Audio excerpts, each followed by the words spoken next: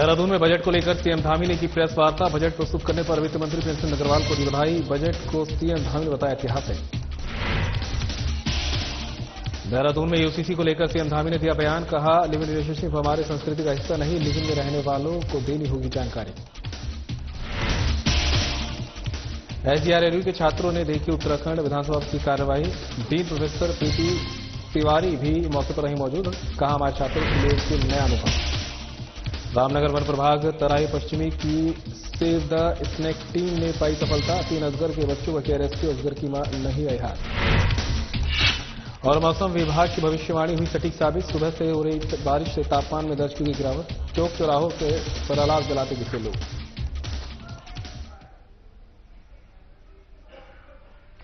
नमस्कार, उत्तराखंड का बुलेटिन लेकर मैं हूं आपके साथ संदीप निरंजन सरकार। खबरों का रुख कर लेते हैं, जहां पर देहरादून में सीएम पुष्कर सिंह धामी ने बजट को लेकर प्रेस वार्ता की है और बजट प्रस्तुत करने पर वित्त मंत्री प्रेमचंद अग्रवाल को दी बधाई। बजट को सीएम धामी ने बताया ऐतिहासिक। विकासोन्मुखी उत्तराखंड का सर्वस्पर्शी बजट, ये कहना सीएम धामी का। बजट राज्य सरकार की प्राथमिकताओं को और संकल्पों को करता प्रस्तुत। रजत जयंती वर्ष में बजट ने 1 लाख करोड़ को किया पार। पिछले वर्ष की तुलना में लगभग 13% से अधिक बजट। 2001-2 के बजट की तुलना में 24 गुना अधिक। राज्य के समावेशी और समग्र विकास के लिए गरीब कल्याण, युवा, अन्नदाता और नारी कल्याण को केंद्र में रखा। वित्तीय प्रबंधन पर भी दिया विशेष फोकस। शिक्षा, ग्रामीण विकास, इंफ्रास्ट्रक्चर, चिकित्सा, उद्योग आदि क्षेत्रों के विकास पर भी विशेष ध्यान। पीएम मोदी के सबका साथ, सबका विकास, सबका विश्वास और सबके प्रयास के मूल मंत्र के अनुरूप बजट समावेशी विकास, सतत आर्थिकी और समरसता का प्रतीक। बजट नमो के सिद्धांतों, नवाचार, आत्मनिर्भरता, महान विरासत और ओजस्विता पर आधारित। बजट समाज के लिए वर्गों का करेगा समग्र विकास।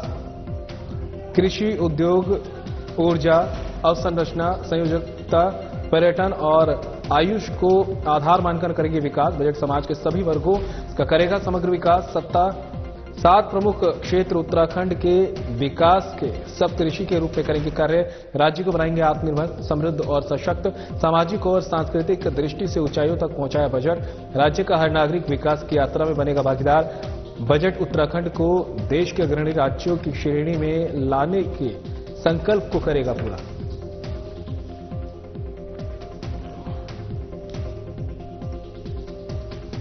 सबसे पहले तो उत्तराखंड राज्य के रजत जयंती वर्ष में इस ऐतिहासिक बजट को प्रस्तुत करने के लिए वित्त मंत्री जी को और उनकी पूरी टीम को बहुत बधाई देता हूं, बहुत शुभकामनाएं देता हूं कि विकसित और श्रेष्ठ उत्तराखंड का निर्माण हमारा जो विकल्प रहित संकल्प है। मेरा मानना है कि ये बजट हमारी प्राथमिकताएं और हमारे संकल्पों को पूरा करने का पूरा विजन प्रस्तुत करता है और हमारी सरकार की जो अर्थ को लेकर, वित्त को लेकर जो रोड मैप है, जो भविष्य की योजनाएं हैं, उसको भी प्रस्तुत करता है। ये हमारे लिए अत्यंत गर्व का विषय है कि राज्य निर्माण के इस रजत जयंती वर्ष में हमारे राज्य का जो बजट का आकार है वो उसने 1 लाख करोड़ को पार किया है, जो पिछले वर्ष की तुलना में लगभग 13% अधिक है। और 2001 और 2 के हमारे पहले बजट की तुलना में, जब पहला बजट राज्य स्थापना के बाद प्रस्तुत हुआ था, उससे यह बजट हमारा 24 गुना अधिक है। हमने इसमें इकोलॉजी, इकोनॉमी, इनोवेशन, इंक्लूसिव और सस्टेनेबल डेवलपमेंट के साथ साथ टेक्नोलॉजी और अकाउंटेबिलिटी के व्यापक फ्रेमवर्क को ध्यान में रखते हुए इस बजट को बनाया है। इस बजट में हमने वेंचर फंड की स्थापना की है, जिसमें रिवर फ्रंट डेवलपमेंट योजना, प्रवासी उत्तराखंड परिषद का गठन, स्मार्ट सिटी के अंतर्गत इलेक्ट्रिक बसों के संचालन, खेल विश्वविद्यालय की स्थापना, होमगार्ड कल्याण कोष का गठन, पुलिस कर्मियों के उत्साहवर्धन हेतु रिवॉल्विंग फंड की स्थापना जैसी अनेक नई पहलों को इसमें सम्मिलित किया है। ये बजट हमारा नमो अर्थात नवाचार, आत्मनिर्भर उत्तराखंड, महान विरासत व ओजस्वी मानव संसाधन की थीम पर आधारित है। मुझे प्रसन्नता है कि बजट में राज्य के समावेशी समग्र विकास को ज्ञान अर्थात गरीब, युवा, अन्नदाता एवं नारी कल्याण को केंद्र में रखा गया है। तो वहीं श्री गुरु राम राय विश्वविद्यालय के छात्र छात्रा अपने शिक्षकों के साथ उत्तराखंड विधानसभा सत्र की कार्यवाही देखने पहुंचे। इस मौके पर मानविकी और सामाजिक विज्ञान संकाय की डीन प्रोफेसर प्रीति तिवारी ने कहा कि विधानसभा सत्र की कार्यवाही देखना हमारे छात्र छात्राओं के लिए एक नया अनुभव रहा। अब तक जो वो किताबों, टेलीविजन, रेडियो और समाचार पत्रों में देखते और सुनते रहे हैं, वो उन्होंने सीधे देखा है। ये राजनीतिक विज्ञान के छात्र छात्राओं के लिए बेहद लाभदायक रहा। बाकी छात्र छात्राओं ने भी विधानसभा के इस विजिट में बहुत कुछ सीखा। प्रोफेसर प्रीति तिवारी ने विधानसभा अध्यक्ष रितु खंडूड़ी भूषण और सभी उपस्थित माननीयों और अधिकारियों का आभार व्यक्त करते हुए कहा कि सभी ने हमारे विश्वविद्यालय के छात्र छात्राओं का मनोबल बढ़ाया और राजनीतिक सहभागिता के लिए प्रेरित किया। सर, बहुत ज़्यादा अच्छा लग रहा है, बहुत ज़्यादा एक्साइटेड और मोटिवेटेड भी फील कर रहे हैं, क्योंकि जिन रिप्रेजेंटेटिव्स को हम अब तक टीवीज वगैरह या न्यूज़पेपर्स वगैरह में देखते थे, आज हम उन्हें लाइव देखेंगे। बहुत ज़्यादा अच्छा लग रहा है, बहुत ज़्यादा एक्साइटेड और मोटिवेटेड भी फील कर रहे हैं, क्योंकि जिन हमने school of humanity and social science के बच्चों को विधानसभा का दौर कराया ताकि वो समझ सके कि हमारी जो विधान परिषद है वो कैसे कार्य करती है। किताबी ज्ञान से ज्यादा अच्छा है कि हम उनको व्यवहारिक जीवन में ले जाके दिखाएं, हमारी नीतियां कैसे बनती हैं, कानून कैसे बनते हैं, विधायक आते हैं। तो वहाँ लोगों को, बच्चों को जाके बहुत अच्छा अनुभव हुआ, कई चीजें सीखने को मिली उन्हें। वहाँ कैसे एंट्री होती है, कितनी सुरक्षा थी, बच्चों के सारे मोबाइल वगैरह अलग रख लिए गए थे और इन्हें पता चला कि हमारे विधानसभा जो एक सदनीय है, कितने सदस्य संख्या है, सदस्य कैसे निर्वाचित जाते हैं, जो हमारे जो प्रतिनिधि जाते हैं वो कैसे हमारे लिए कानून बनाते हैं। तो इन सब से वो लोग बहुत परिचित हुए हैं। और अब खबर देहरादून से है, जहां पर यूसीसी को लेकर सीएम धामी ने प्रेस कॉन्फ्रेंस की है। इस दौरान उन्होंने बताया कि लिव इन रिलेशनशिप में किया गया है प्रावधान। लिव इन रिलेशनशिप हमारे संस्कृति का हिस्सा नहीं, कहना सीएम धामी का। लिव इन रिलेशनशिप हमारी संस्कृति को नहीं देती मान्यता। हम लोकतांत्रिक मूल्यों पर विश्वास रखने वाले हैं लोग। लिव इन रिलेशनशिप में रहने वालों को देनी होगी जानकारी, उनके माता पिता को भी देनी होगी जानकारी। पिछले सालों में बहुत सारे प्रकरण आए सामने। शुरू में संबंध अच्छे होते हैं लेकिन बाद में संबंध हो जाते हैं खराब। संबंध खराब होने के बाद होती है हिंसक घटनाएं, पुलिस केस होती है और कोर्ट कचहरी न्यायालय में जाते हैं मामले। कई प्रकार से दोनों ही पक्षों का होता है अनावश्यक उत्पीड़न। किसी के साथ अन्याय ना हो, इसको लेकर यूसीसी में रजिस्ट्रेशन का प्रावधान। यूसीसी को लेकर कांग्रेस सहित सभी दलों के लोगों को किया था आमंत्रित। सभी लोगों से मांगे थे सुझाव। यूसीसी पर उत्तराखंड की जनता ने लगाई मोहर। बाबा साहब भीमराव अम्बेडकर के संविधान के अनुरूप लाया गया कानून। कांग्रेस महिलाओं का करती विरोध। महिला सशक्तिकरण से, महिलाओं की सुरक्षा से कांग्रेस का कोई लेना देना नहीं। महिलाओं पर अत्याचार को देना चाहती है प्रोत्साहन। बाबा साहब के संविधान को नहीं मानती कांग्रेस, इसलिए यूसीसी को लेकर कर रहे हैं विरोध। देवभूमि की जनता को जाता है यूसीसी का श्रेय। देखिए, इनका विरोध है। आज जो मैंने जानकारी करी या मेरे पास जो जानकारी आई है लिव इन रिलेशनशिप को लेकर, एक तो लिव इन रिलेशनशिप ये इसमें प्रावधान जरूर किया गया है यूसीसी में। ये हमारी संस्कृति का हिस्सा नहीं है। हमारी संस्कृति इसको मान्यता नहीं देती है। हमारी संस्कृति में कहीं कोई स्थान नहीं है। लेकिन हम लोग लोकतांत्रिक मूल्यों पर विश्वास रखने वाले लोग हैं और देश के अंदर माननीय सुप्रीम कोर्ट में कई बार ये फैसले आए हैं और लोग रहते आए हैं साथ में। हमने केवल और केवल लिव इन रिलेशनशिप में ये प्रावधान कर दिया कि जो भी लोग इस संबंधों के आधार पर अपना जीवन निर्वासित कर रहे हैं, साथ में रह रहे हैं, उनको अब ये जानकारी देनी होगी। उनके माता पिता को जानकारी देनी होगी, हमारे पास भी जानकारी होगी, क्योंकि पिछले सालों के जो बहुत सारे ऐसे प्रकरण आए हैं, इन प्रकरणों में अनेक बार साथ में रहते रहते संबंध शुरू में अच्छे होते हैं लेकिन बाद में संबंध खराब हो जाते हैं। हिंसा होती है, पुलिस केस होते हैं, कोर्ट कचहरी न्यायालय में मामले जाते हैं। अनावश्यक कई प्रकार के उत्पीड़नों का शिकार दोनों ही पक्षों को, कभी महिला और पुरुष दोनों का ही उत्पीड़न अलग अलग दिशा में होता है। और कई बार इसमें इतनी हिंसक घटनाएं होती हैं कि जिन माता पिता के बेटे या बेटियां ऐसे संबंधों में रहते हुए उनकी हत्याएं हो जाती हैं। उन माता पिता के पास पूरे जीवन भर रोने के सिवा कोई नहीं बचता है। क्या बुराई है। और जब हम ये बना रहे थे तो कांग्रेस पार्टी समेत राज्य के जितने भी राजनीतिक दल हैं उन सारे राजनीतिक दलों को हमने आमंत्रित किया था कि आप आइए, आपको कोई विचार रखने हैं तो आप अपने विचार दीजिए, आप अपने सुझाव दीजिए। हम ये यूसीसी का ड्राफ्ट बना रहे हैं, हमारी कमेटी ने उनको आमंत्रित किया। और ये जो महिला सशक्तिकरण के लिए बनाया गया हमारा ये यूसीसी है, ये विधेयक है, इसमें उत्तराखंड की जनता ने मोहर लगाई है। ये बाबा साहब भीमराव अंबेडकर के जो उन्होंने संविधान बनाया है उस संविधान के अनुरूप लाया गया कानून है, लाया गया विधेयक है।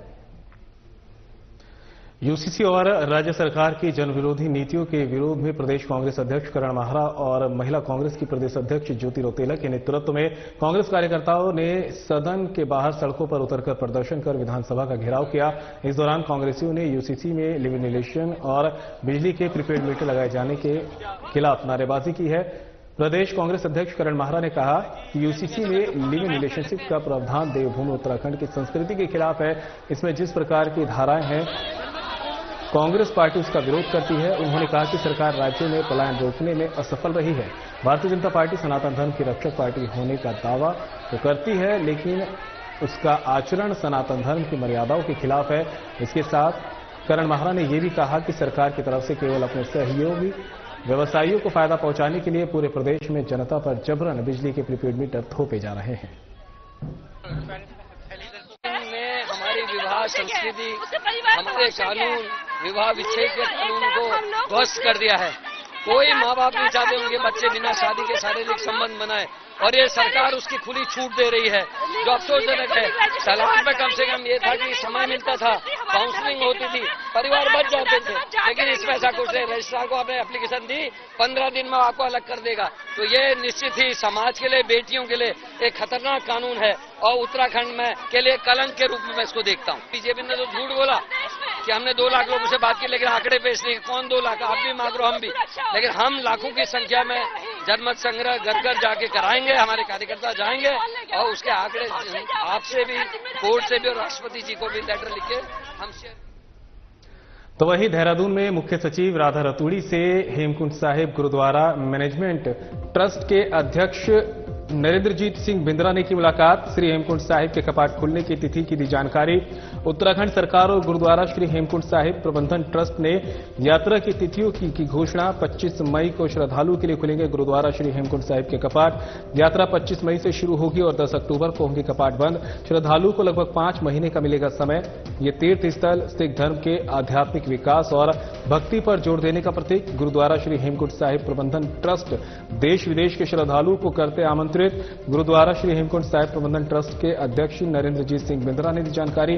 उत्तराखंड सरकार और ट्रस्ट ने श्रद्धालुओं के लिए सुरक्षित और सुविधाजनक यात्रा सुनिश्चित करने के लिए की व्यापक व्यवस्था। तीर्थ यात्रा मार्ग में चिकित्सा सुविधाएं और आपातकालीन सेवाएं करेगा प्रदान। श्रद्धालुओं के लिए शिविर और आवास सुविधाएं होंगी स्थापित। भोजन, पानी और अन्य आवश्यक वस्तुओं की पर्याय आपूर्ति सुनिश्चित करना। कानून और व्यवस्था बनाए रखने के लिए सुरक्षा कर्मियों को किया जाएगा तैनात। हेमकुंड साहिब की यात्रा एक अनोखा अनुभव। श्री हेमकुंड साहिब के दर्शन करें और इसकी पवित्रता का करें अनुभव। श्रीमती राधा रतूड़ी मुख्य सचिव उत्तराखंड सरकार के साथ हुई बैठक में आज ये फैसला लिया गया है कि श्री हेमकुंड साहिब के कपाट इस वर्ष यात्रियों के लिए 25 मई से खोल दिए जाए। डीडी हाट विकासखंड के ग्रामीण क्षेत्र दूनाकोट में डीडी हाट स्वास्थ्य विभाग की टीम ने राष्ट्रीय क्षय उन्मूलन अभियान के तहत शिविर का आयोजन किया। शिविर की अध्यक्षता ब्लॉक प्रशासक बबीता चुफाल और पूर्व ब्लॉक प्रमुख हरेंद्र चुफाल ने की। शिविर में 58 लोगों की हैंड हेल्ड एक्सरे मशीन से स्क्रीनिंग की गई, जिसमें सभी लोग स्वस्थ पाए गए। स्वास्थ्य विभाग की टीम ने लोगों की बीपी और शुगर की जांच की और लोगों को निःशुल्क दवाइयां भी वितरित की। ब्लॉक प्रशासक बबीता चुफाल ने बताया कि स्वास्थ्य विभाग की ओर से शिविर लगाए जाने का उद्देश्य टीबी के मामलों का शीघ्र पता लगाना, निदान में देरी को कम करना और उपचार के परिणामों में सुधार करना है।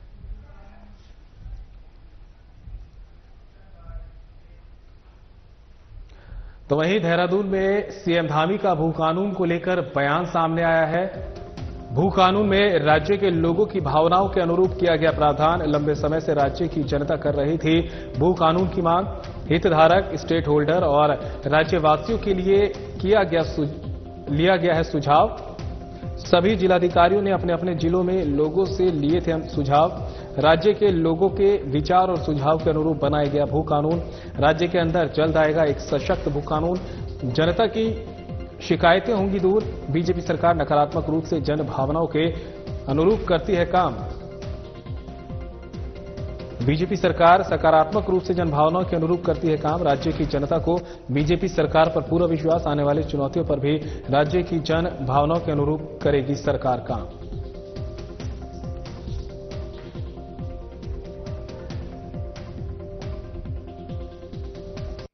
भू कानून इस राज्य के लोगों की भावनाओं के अनुरूप उसको प्रावधानित किया गया है और लंबे समय से राज्य के लोग भू कानून की मांग करते रहे हैं, कानून की बात करते रहे हैं, कुछ प्रावधानों की बात करते रहे हैं। उसके लिए हमने पिछले सत्र में जो हमारा गैरसैंण में आयोजित हुआ था, उसके बाद से लगातार जो हमारे हितधारक हैं, हमारे स्टेक होल्डर्स हैं, उन सभी के विचार लिए हैं। राज्यवासियों की सबके विचार जानने का हर तरह से प्रयास हुआ है। उनके सुझावों को भी लिया गया है। अनेक लोग जो हमारे राज्य के अंदर अनेक क्षेत्रों में काम जिन्होंने किया है, अनेक अनुभव प्राप्त किए हैं, विशिष्टताएं प्राप्त की हैं, उन सभी के साथ हमने भराड़ीसैंण में, गैरसैंण में भी हमने एक बैठक आयोजित की थी। राज्य के हमारे सभी जिलाधिकारियों ने अपने अपने जिलों में लोगों से सुझाव लिए थे और उनके जो सुझाव आए थे, उन सुझावों के अनुरूप ये बनाया गया है और एक सशक्त भू कानून होगा, जिससे कि राज्य की जो जमीनों के लगातार राज्य स्थापना के बाद लोगों को शंका, लोगों के मन में जो भी चीजें आई हैं, आने वाले समय में उनका समाधान भी होगा और एक सशक्त भू कानून भी राज्य के अंदर आएगा। सर, भू कानून के हम चूंकि सभी विषयों पर सरकार जो है सकारात्मक रूप से सोचती है और ये मुद्दे भी इसीलिए हमारे सामने ही आते हैं। 24 सालों में ये पहली सरकार है जो हर मुद्दे पर सकारात्मक रूप से जन भावनाओं के अनुरूप काम करती है। लोगों को विश्वास है, चाहे भू कानून हो, मूल निवास हो या आने वाले समय में और भी कोई चुनौतियां हो, हम उन चुनौतियों पर राज्य की जो जन भावनाएं हैं उनकी भावनाओं के अनुरूप काम करें। रामनगर वन प्रभाग तराई पश्चिमी की सेव द स्नेक टीम ने तराई पश्चिमी के अंतर्गत काशीपुर के धीमरखेड़ा से सूचना मिलने पर 3 अजगरों को रेस्क्यू किया है। सांपों के रेस्क्यू करने वाले तालिब हुसैन के मुताबिक काशीपुर के धीमरखेड़ा में एक घर में अजगर घुसने की सूचना मिली थी, जिसके बाद रेस्क्यू टीम ने वहां पहुंचकर 3 अजगर के बच्चों को रेस्क्यू किया, जबकि उनकी मां हाथ नहीं आई। वहीं तराई पश्चिम के रेंज अधिकारी राजेंद्र प्रसाद डिमरी ने बताया कि ये रेप्टाइल है, ये ठंडे प्रजाति के जंतु हैं, धूप के कारण ये बाहर आ जाते हैं।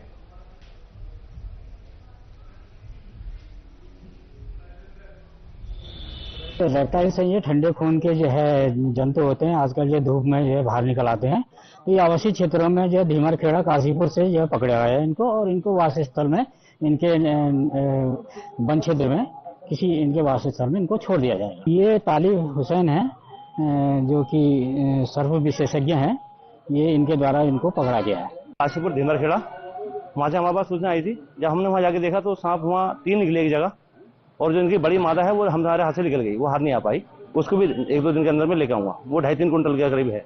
तो मैं आम पोखरा रेंज में लेकर आया हूँ इनको, और अभी हमारे अधिकारी लोग जहाँ कहेंगे।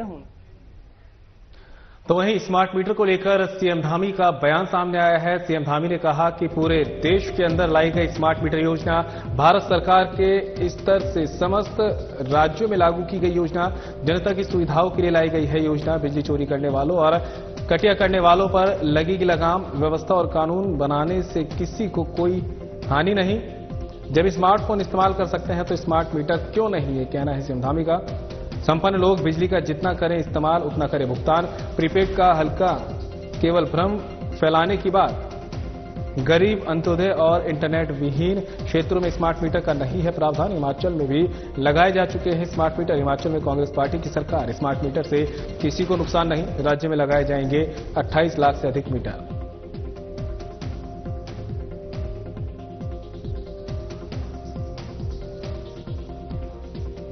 तो देहरादून से ये खबर आप तक पहुंचा रहे हैं, जहां पर स्मार्ट मीटर को लेकर लगातार खींचतान जारी है। विरोध करने पर उतरा हुआ है विपक्ष, जिसको लेकर अब सीएम पुष्कर सिंह धामी ने बयान दिया है और साफ कहा है कि पूरे देश के अंदर स्मार्ट मीटर योजना लाई गई है। भारत सरकार के स्तर से समस्त राज्यों में लागू की गई है ये योजना। जनता की सुविधाओं के लिए ये योजना लागू की गई है। देखिए, पूरे देश के अंदर लाई गई योजना है और भारत सरकार के स्तर से ये योजना समस्त राज्यों में लागू की गई है। उसमें उत्तराखंड राज्य भी है और ये योजना लोगों की सुविधा के लिए लाई गई योजना है कि बिजली चोरी न हो, कानून से जीने की सबको आदत पड़े। अवैध कोई कब्जा करने वाले, कटिया लगाने वाले, कटिया जानते हैं ना, तो ऐसे लोगों के लिए या पता नहीं कहीं कोई रोहिंग्या टाइप के लोग हों जो बसे हुए हैं, तो उनको अगर कोई फायदा पहुंचाना चाहता है, लेकिन फायदा पहुंचाइए, आप अपने निजी साधनों से फायदा पहुंचाइए, उसमें सरकार को कोई आपत्ति नहीं है। लेकिन अगर व्यवस्था बनाने के लिए, कानून बनाने के लिए कोई योजना लाई गई है तो उसमें क्या किसी को क्या हानि हो रही है? भाई, आप लोगों के जेब में, सबके जेब में स्मार्टफोन है। जब आप स्मार्टफोन यूज कर रहे हैं तो आप स्मार्ट मीटर क्यों नहीं लगा सकते? और प्रीपेड का जो हल्ला मचाया गया है वो केवल भ्रम में डालने की बात है। हमने कहा है हम गरीब लोगों के लिए, जो हमारे अंत्योदय के लोग हैं, जहां इंटरनेट की सुविधा नहीं है, वहां पर स्मार्ट मीटर लगाए जाने का अभी कोई प्रावधान नहीं है। लेकिन जो संपन्न लोग हैं, जितनी बिजली वो यूज करते हैं उतना उनको बिल देना चाहिए कि नहीं देना चाहिए? आप लोग इस बात को तो मानते हैं ना। हमारे पड़ोसी राज्य हिमाचल में हमसे बहुत ज्यादा लगाए जा चुके हैं। वहां कांग्रेस पार्टी की सरकार है। राज्य के दूसरे हिस्सों में कांग्रेस पार्टी की सरकार है, हमारी अन्य एनडीए सरकारों से अलग सरकार है, वहां भी ये योजना लगाई जा रही है। भारत सरकार ने इसमें प्रावधानित किया है, इससे किसी को कोई नुकसान नहीं होने वाला है। बार बार ये विषय उठाया जा रहा था कि साहब एक कंपनी विशेष को दे दिया गया है, जबकि इसमें 40 कंपनियों ने भाग लिया है जो मीटर में अलग अलग आए हैं। कुमाऊं क्षेत्र के लिए अलग आए हैं, गढ़वाल क्षेत्र के लिए अलग आए। लगभग 30 करोड़ 28 करोड़ से ज्यादा पूरे राज्य के अंदर 28 लाख से ज्यादा मीटर लगाए जाने हैं। अभी कुल 15 लाख मीटर लगाए जा रहे हैं। मौसम विभाग की भविष्यवाणी एक बार फिर सटीक साबित हुई है। पर्यटन नगरी मसूरी में सुबह से ही लगातार बारिश हो रही है। वहीं मसूरी के ऊंचाई वाले क्षेत्र लालटिब्बा और चारदुकान में बर्फ की फुहारें गिरने से पर्यटकों ने वहां का रुख किया और बर्फबारी का आनंद लिया। हालांकि बर्फबारी के बाद बर्फ जम नहीं पाई, लेकिन धनौल्टी क्षेत्र और आसपास की पहाड़ियों पर काफी बर्फबारी हुई है। वहीं तापमान में भी काफी गिरावट दर्ज की गई। बीते दिनों के लिए चटक धूप के बाद लोगों ने अपने गर्म कपड़े बंद कर दिए थे, लेकिन एक बार फिर मौसम का मिजाज बदला है और लोगों को गर्म कपड़ों के साथ ही ठंड से बचने के लिए अलाव का सहारा लेना पड़ रहा है। शहर के चौक चौराहों पर अलाव जलाकर ठंड से बचने के प्रयास किए जा रहे हैं, जहां पर स्थानीय लोगों के साथ ही पर्यटक भी आग का सहारा ले रहे हैं। धनौल्टी, बुरांसखंडा की ओर पर्यटक रुक कर रहे हैं। इस साल पर्यटन नगरी में मामूली बर्फबारी हुई है और लोगों को उम्मीद है कि एक बार फिर जमकर बर्फबारी होगी, जिसको लेकर पर्यटकों और स्थानीय लोग बर्फबारी का इंतजार कर रहे हैं।